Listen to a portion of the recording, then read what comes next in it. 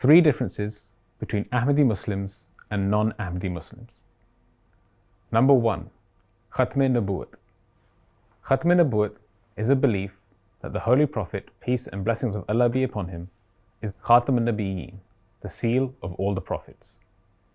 This belief is common amongst all Muslims. The difference simply lies in its interpretation. Non-Ahmadis believe Khatam to mean the last, that prophethood has forever been sealed with the coming of the Holy Prophet, peace and blessings of Allah be upon him.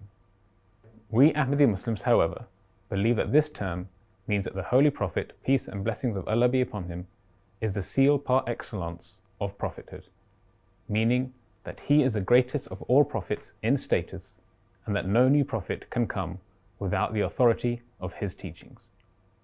There is no clearer explanation of this than the quotation of Hazrat Aisha, may Allah be pleased with her, where she said, "Say he is Khatam al-Nabiyyin, but do not say that there is no prophet after him." It really doesn't get much clearer than that. The second point on which we differ is the return of Jesus, peace be upon him. Non-Ahmadis maintain that Jesus escaped crucifixion and was instead raised bodily to heaven, where he's been waiting for 2,000 years in order to make his return. We Ahmadi Muslims believe that Jesus survived the crucifixion and travelled to Kashmir to fulfill his mission, where he died a natural death.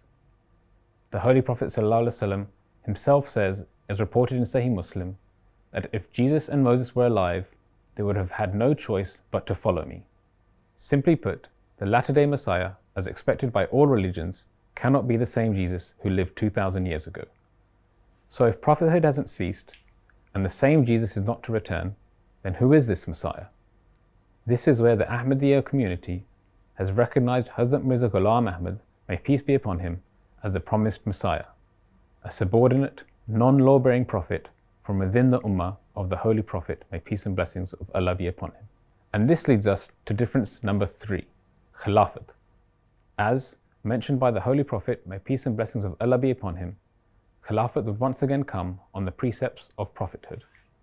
In chapter 24 of the Holy Quran, it states, Allah has promised to those among you who believe and do good works that he will surely make them successors in the earth, as he made successors from among those who were before them.